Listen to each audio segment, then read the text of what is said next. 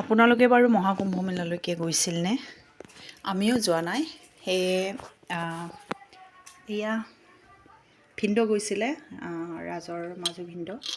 সেয়ে যোৱাকালি ৰাজক এয়া পানীৰ বটল দেখা পাইছে ন? পানীৰ বটল এটা দিছে, পানী দিছে আৰু প্ৰসাদ দি পঠাইছে।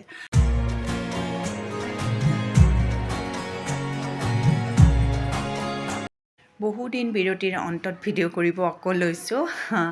আচলতে মেনিয়া হৈ গ'ল ন ভিডিঅ' বনাওঁতে। তো বহুত দিন বনোৱা নাছিলোঁ যদিও আজি কিবা এটা মন গ'ল যে নাই ভিডিঅ' এটা বনাই লওঁ আজি।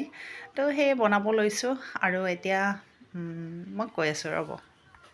এইফালে ইয়াতে বহাই দিছোঁ ভাত আৰু এইফালে ইয়াতে দাইল মানে পানীলাওৰে বনাইছোঁ আৰু এয়া ভাজি। তো এই বস্তুটো মই ইয়াতে ৰাজৰ কাৰণে দি দিছোঁ, ফুলকবি ভাজি আৰু ইয়াতে দাইলখিনি দি দিছোঁ। মুগ দাইলেৰে পানীলাও বনাইছোঁ। আৰু এটা বস্তু আছে, সেইটো কিন্তু এতিয়া মই বনোৱা নাই।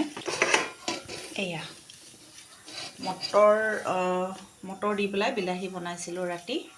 তো এইখিনি ৰৈ গৈছে, সেয়ে এইখিনি ৰাজে লৈ যাব। তো এইখিনি মই এতিয়া ঢাকি লওঁ আৰু এই কেৰাহীটোতে এতিয়া মই চুজি বনাম। বহুত দিন যোৱাকালি আলু পৰঠা বনালোঁ, পৰহি কলা চাপৰিও খালোঁ। মানে বেলেগ বেলেগ খাই থাকিলে ভাল লাগে ন, এটা বস্তুকে খাব ভাল নালাগে।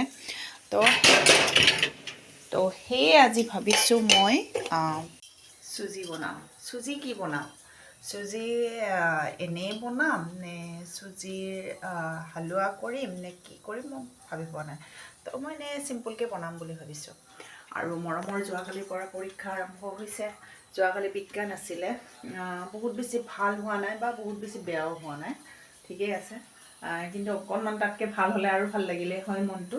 আপোনালোকে নিশ্চয় ভাবিছে যে ইমান দিনে ৰাজক টিফিন দিয়া নাছিলোঁ, আজি আৰু নতুনকৈ কেনেকৈ টিফিন দিলোঁ, কিহৰ কাৰণে টিফিন দিলোঁ।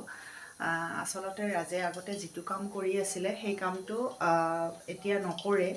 এতিয়া তাৰমানে তেওঁৰ আণ্ডাৰতে, যিটো কোম্পানীৰ মালিক হয়, তেওঁৰ আণ্ডাৰতে মানে কনষ্ট্ৰাকশ্যনৰ কাম চলি আছে ধাৰাপুৰত। তো এতিয়া ৰাজে তাতে ধাৰাপুৰত যায় আৰু বহুত সোনকালে যায়, 8:45 তেওঁ ওলাই যায় ইয়াৰ পৰা। আৰু তাতে তাৰমানে খোৱা লোৱা কি আছে, কিন্তু মানে ধৰক নিজে নিজে বনাই খায় বা বেলেগ বেলেগকৈ তেনেকৈ তেওঁলোকে বনাই খায়। কিন্তু ওচৰত তেনেকুৱা ভাল দোকানো নাই, বা ভাল দোকান থাকিলেও সদায় তেনেকৈ হোটেলৰ পৰা খোৱাতকৈ নিজে বনাই ঘৰত যি হয় আৰু নিমখ তেল ভাতেই হওক বা যিয়েই নহওক কিয়, ঘৰৰ পৰা বনাই লৈ গ'লে সেইখিনি খোৱাত মানে ভাল হয়। তো খাবৰ কাৰণে ভাল হয়। তো সেইটো কাৰণে মই টিফিন দিয়া আৰম্ভ কৰিছোঁ আৰু তো সেয়ে আৰু মৰমে এতিয়ালৈকে কিন্তু শুই আছে। মই উঠোৱা নাই, কাৰণ উঠিলেও উৎপাত কৰি থাকিব, ইফালে সিফালে দৌৰি থাকিব। ৰাজে যোৱাৰ আগতে উঠিব। এই শুই আছে, এনেকুৱা ভাজ লৈ আছে চাইছে, উঠিব। কিন্তু তাৰপিছত ময়ো পঢ়াব পাৰিম। অহাকালি আছে, হিন্দী আছে, আগবেলাতে আছে।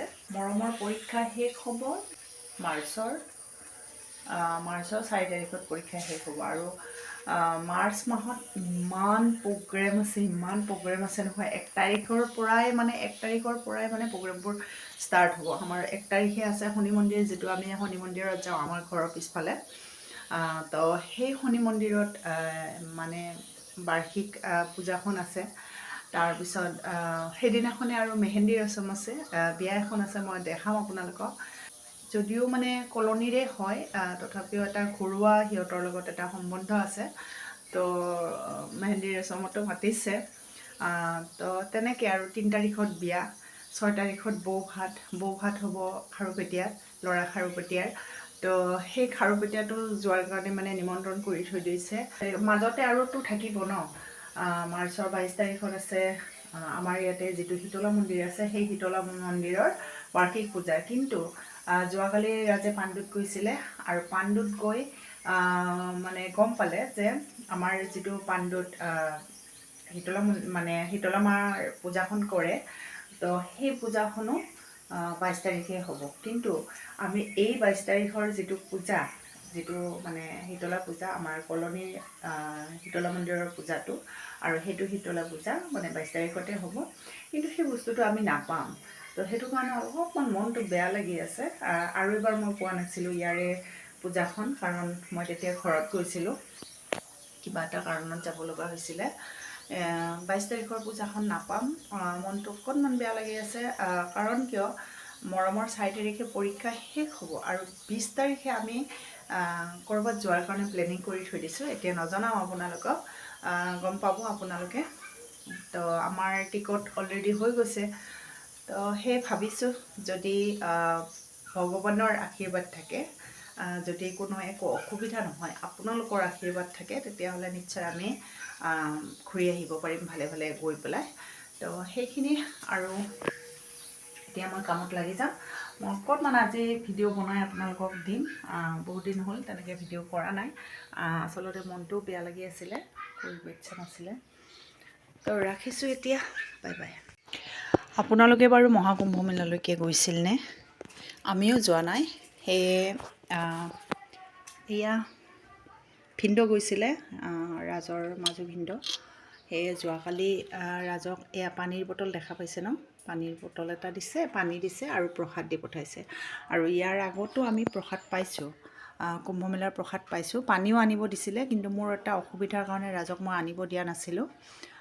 তো সেয়ে অনা নাছিলে, কিন্তু ভিনদেউৱে মানে আমাক দি দিলে এয়া পানী আৰু প্ৰসাদ। আজি ৰাতিপুৱা 5:30টাতে মই গা ধুইছিলোঁ এবাৰ, কিন্তু এইটো কথা পাহৰি গৈছিলোঁ আচলতে, ৰাজেও পাহৰিছে। তো ৰাজে কৈছে তুমি আকৌ এবাৰ যেতিয়া গা ধুবা তেতিয়া লৈ ল'ব পানীখিনি, আকৌ ময়ো তেনেকৈ মানে অহাকালি ল'ম বুলি ক'লে। তো মৰমক দিব লাগিব। আৰু এজনী বাইদেউ আছে, তেওঁ ধৰক বৃন্দাবন কিবা এনেকৈ গ'লে, বাহিৰৰ মন্দিৰত গ'লে মোক প্ৰসাদখিনি দি দিয়ে। সেয়ে তেওঁ মোক কৈছে যে যদি আপুনি ক'ৰবাত পায় পানী, কুম্ভমেলাৰ মানে গংগা যমুনা সৰস্বতীৰ যিটো মিলন, মানে তো সেই পানীখিনি পালে মোকো দিব। তো সেয়ে মই নিশ্চয় তেওঁক দিব লাগিব। আপোনালোকৰ কণ কণ ল'ৰা ছোৱালীবোৰৰ কিতাপৰ ৰেকবোৰ কেনেকুৱা হৈ থাকে? আমাৰ মৰমৰ চাওকচোন, ইমান ধুনীয়া হৈ আছে। আচলতে কি জানেনে, তাৰো তেনেকুৱা হৈ থাকে। যোৱাকালি এইখন ঠিক কৰিলে, আৰু আগতে এইফালে আছিলে। আৰু এয়া ৰুটিন, পৰীক্ষাৰ ৰুটিনখন ইয়াতে লগাই ৰাখিছে, কোনদিনা কি আছে ধুনীয়াকৈ চাই মেলি ইয়াতে পৰীক্ষা দিবলৈকে যায়। আৰু মই এটা আনকমন বটল চাব নেকি?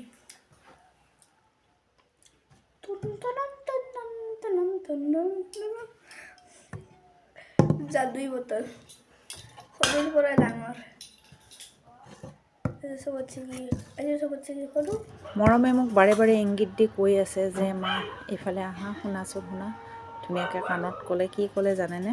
কৈছে মই যে ৰেকখন ইমান ধুনীয়াকৈ সজাই ৰাখিছোঁ, দেখাই দিয়া না, কোৱা নাই এবাৰ কোৱা না।